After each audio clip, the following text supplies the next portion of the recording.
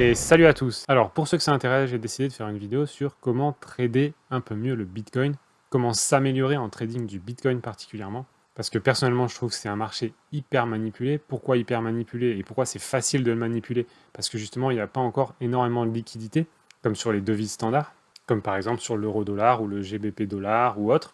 Et comme il n'y a pas encore beaucoup de liquidité, c'est facile de les faire des gros mouvements, surtout par les gros institutionnels et les grosses banques. Donc personnellement, au début, j'ai eu beaucoup de mal à trader le Bitcoin. Ça n'avait rien à voir avec les devises standards.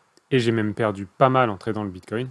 Et puis dernièrement, ça va beaucoup mieux. Je fais quasiment plus de pertes et je me positionne beaucoup mieux. Et donc je vais vous expliquer comment est-ce que vous pouvez faire différemment peut-être si vous tradez déjà le Bitcoin. Alors là, je vais parler plus de trading, voire de trading à effet levier. Après, vous faites comme vous voulez, plus que simplement acheter un certain nombre de Bitcoin et attendre. Le but étant de créer des leviers pour essayer de gagner davantage avec moins d'argent. Donc je vais prendre un peu le cas de ce dernier mois. En plus, on est dans un bull run, donc ce que je vais dire là, c'est valable en ce moment et tout au long du bull run. Mais attention, ce ne sera pas valable tout le temps, bien que vous pourrez appliquer exactement le contraire dans un marché descendant. Alors qu'est-ce qui se passe en ce moment? En ce moment, on est en train de monter. Et ici, donc en début de mois, on est bien monté et on est allé caresser ici les 38 000 $. Donc ici, je suis sur une courbe où chaque bougie représente une heure. J'aime bien une heure. Ça permet de trader régulièrement, sans que ce soit trop long ni trop court, et ni trop volatile. Donc effectivement ici, on est parti d'à peu près 35 000 pour arriver à 38 000, donc ça fait une montée de 3 000 $, en à peine une ou deux journées, donc ça fait beaucoup. Du coup, c'était pas déconnant ici de se prendre un gros retracement. Donc c'est clair que là, les derniers trades à prendre, c'était au-dessus de cette dernière limite. Donc ici, on voit qu'on a un premier décollage. On a un retracement qui vient tester un peu la solidité des acheteurs. Donc ici, il y avait un bon point d'entrée. Et ensuite ici, pour ceux qui sont un peu plus frileux, dès qu'on vient dépasser ici, donc peut-être cette bougie-là, on est venu dépasser ici ce point-là. C'était intéressant de prendre un achat ici, mais c'était probablement le dernier achat à prendre. Après ici, c'est trop haut et ça peut dégringoler à n'importe quel moment. Donc première règle, on va prendre sur un retracement après un souhait comme ça de percer vers le haut, voire ici sur une clôture qui est au-dessus du dernier point haut ici. Pendant un marché haussier aussi en ce moment, personnellement, je trade quasiment qu'à la hausse. Ça veut dire que je vais prendre que des achats. Je vais éviter les ventes qui sont risquées dans un marché haussier. Cela dit, je peux quand même être amené à mettre une vente sur des points clés comme 38 et 40 par exemple, et viser juste un retracement de 1000, pas plus, voire même 500 si vous êtes frileux. Donc c'est-à-dire que je vais prendre une vente ici vers 38, et je vais la clôturer ici à 37 grand maximum. Alors ici maintenant, plus largement, on voit qu'on a tapé 38K ici. Ensuite, on est redescendu. On sent ici que c'est quand même rejeté pour un achat. Et puis, ça redescend, ça creuse, donc ça s'appelle un retracement. On vient retester ici les valeurs de consolidation. Et puis, hop, on voit que ça remonte à nouveau. Pareil ici, on ne vient pas acheter sur ces hauteurs parce qu'on vient de faire une énorme montée ici. Donc, c'est hyper risqué d'acheter sur ces hauteurs-là. Et là, on voit qu'on est revenu tester les 38K. Donc ici, tout simplement, il y avait d'énormes chances que ça redescende. Et puis finalement, c'est quand même redescendu beaucoup, mais un peu moins que c'était descendu ici, donc ça veut dire qu'on est resté dans une tendance haussière. Ici, on remonte et on vient encore retester ces hauteurs à peu près de 38K, un peu moins.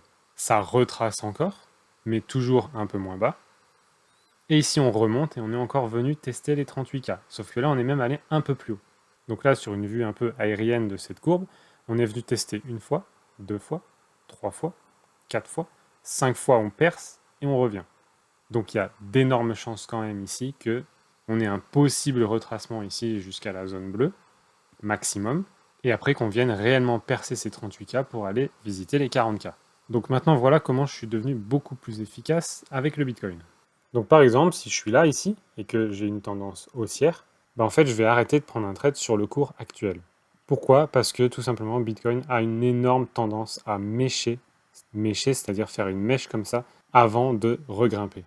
Donc en fait, typiquement, si vous étiez monté ici, vous auriez eu de la chance, par exemple, en démarrant un trade d'achat ici, avec un stop loss par là ou par là, là vous auriez eu de la chance, encore que vous vous faisiez sauter la gueule ici. Mais si par exemple vous montez par ici, ce qui est déjà un peu haut, mais si vous montez par là, ou même si vous montez par là et que vous mettez un stop loss par là, bim, ça mèche et vous sortez. Et la plupart du temps, vous allez sortir en perte. Donc, qu'est-ce que c'est que ces mèches? Qu'est-ce que c'est que ces creux avant les vraies montées? Et pourquoi c'est si impactant sur le Bitcoin? C'est ce que je vais vous expliquer. Et là, on a un magnifique cas d'école, puisque ici, on était donc encore sur la montée vers les 40K. Ici, pas loin de 38K, on vient retester Et là, ça retrace. On voit que c'est bien rejeté et bien racheté ici, puisque ça remonte illico sur les 38K. Donc moi maintenant, typiquement, par exemple, si je suis là, et que je sais que de toute façon, là, Bitcoin, il se dirige vers les 40K, bah, au lieu de prendre l'achat et de l'ouvrir ici, je vais tout simplement aller le prendre beaucoup plus bas vers là. Ça veut dire que je vais mettre un buy limit, donc un achat limite, vers ici. En fait, je vais faire exactement ce que les institutionnels font. Et du coup, je vais tout simplement attendre. Le prix va monter, il va dumper. Si vous mettez vos bougies en une journée, vous allez voir que c'est une mèche et qui remonte. Et donc mon achat, je vais le prendre ici, à la mèche, au lieu de l'avoir pris ici. Et déjà, je gagne tout ça. Surtout que généralement, sur les mèches comme ça, les descentes montées, bah, ça reste pas longtemps. Ce qui fait que mon ordre est déclenché, mais en plus, quand je reviens 2-3 heures plus tard, je suis déjà en gain et largement en gain. J'ai plus qu'à mettre mon stop loss au niveau de mon entrée pour me protéger et je laisse filer. Donc, deuxième clé super intéressante, plutôt que de prendre des achats tout de suite sur le cours actuel, mettez des achats limites beaucoup plus bas. Et vous verrez que la plupart du temps, il y a une mèche qui va venir chercher votre achat et remonter. Je vais vous expliquer dans un instant pourquoi le Bitcoin fait ça. Et justement, c'est avec ce cas d'école. Ici, donc, on a les acheteurs qui rejettent et tout remonte rapidement vers les 38K. Et ici, on vient percer les 38K pour aller plus haut. Qu'est-ce qui a fait que cette fois-ci, on n'est pas monté au 40K tout de suite? Tout simplement, on était vendredi soir. Ici, vous voyez en bas sur l'étiquette qu'on était vendredi en fin de journée. Et qu'est-ce qui se passe le vendredi comme chaque fin de semaine? En fait, il y a énormément d'acteurs qui prennent leurs gains. Donc tous ceux qui ont acheté ici mercredi, ils ont vendu leurs gains ici vendredi soir pour clôturer avant le week-end. Donc c'était pas de chance. Si on avait eu cette montée de lundi à mercredi, je peux vous garantir qu'on serait allé au 40K. Mais là, il se trouve que c'était vendredi soir, les institutionnels et les banques prennent leurs gains, donc le cours redescend et c'est encore rejeté juste au-dessus des 38K. Et là, il y a de fortes chances maintenant qu'on aille revisiter plus bas. Pourquoi pas ici vers les 36 400? Moi, j'ai un achat limite ici à 36 400.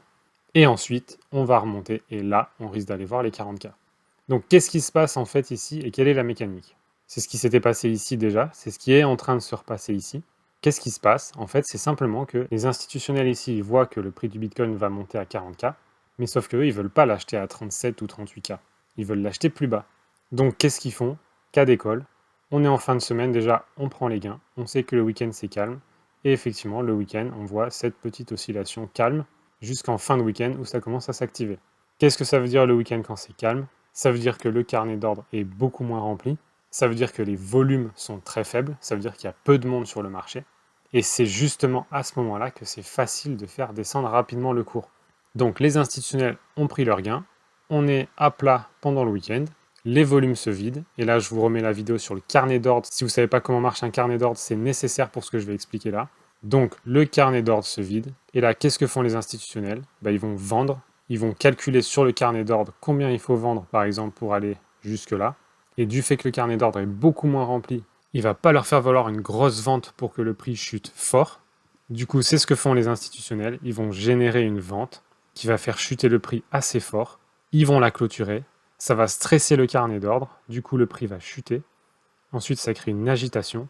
Généralement, 1 à 2 rebonds avec une grosse mèche rejetée. C'est la réaction du carnet d'ordre. C'est la réaction des traders. C'est la réaction en chaîne aussi des stop-loss, puisqu'il y en avait plein qui avaient mis des stop-loss ici sous le range créé dans le week-end. Donc tous ceux qui avaient des stop-loss là vont déclencher des ventes en chaîne qui vont faire chuter le prix. Et très fort puisque le carnet d'ordre et les volumes sont faibles. Et en fait, c'est exactement ce que font les institutionnels. Ils vont analyser le carnet d'ordre, voir où il y a un maximum de stop-loss, puisqu'un stop-loss, quand on est en achat, c'est tout simplement une vente. Donc ils vont voir où s'accumulent les ventes et ils vont générer une vente qui va épuiser le carnet d'ordre jusqu'à ces stop-loss. Les stop-loss vont se déclencher et vont générer des ventes. À ce moment-là, les institutionnels ils clôturent leur ordre et ensuite ils laissent faire la réaction en chaîne des liquidations des stop-loss. Et donc ici, à ces niveaux, ça va vendre en masse les stop-loss qui sont perdus et ainsi de suite. Et tous les stop-loss vont tomber, ce qui va faire descendre le prix. Ici, on a une petite réaction, mais le prix risque de descendre encore plus. C'est exactement ce qui est visé par les institutionnels, puisque ici c'est ce qu'on appelle un order block, c'est-à-dire c'est un peu des cibles pour les institutionnels, qui vont eux racheter ici, donc entre 36 000 et 36 600, pour aller viser les 40K. Ce qui fait qu'au lieu d'acheter ici pour viser les 40K, ils vont acheter ici pour viser la même target, les 40K. Donc qu'est-ce que j'ai fait moi? Déjà j'avais un ordre d'achat positionné ici, que j'ai gardé jusque là, et malheureusement ici j'ai été un peu gourmand, j'ai cru aux 39K, Et quand j'ai vu cette bougie de retournement, je suis tout simplement sorti ici. Donc j'ai pas fait autant de gains que je voulais, c'était assez frustrant. Mais c'est ok, je continue d'apprendre aussi. Et là, tout de suite, samedi, qu'est-ce que j'ai fait? J'ai placé un ordre d'achat ici. D'ailleurs, il a méché juste au-dessus de mon ordre, mais je vous dis au point près. Donc j'ai pas encore été déclenché. Et puis j'ai aussi un ordre d'achat dans cette zone. Donc au 36 400. Du coup, en fait, je fais comme les institutionnels. Surtout, je ne me place pas dans ce bordel, puisqu'ici, ils vont faire dumper le prix pour pouvoir l'acheter plus bas et viser les 40K. Donc je fais pareil, je me positionne ici et ici. Deux ordres d'achat.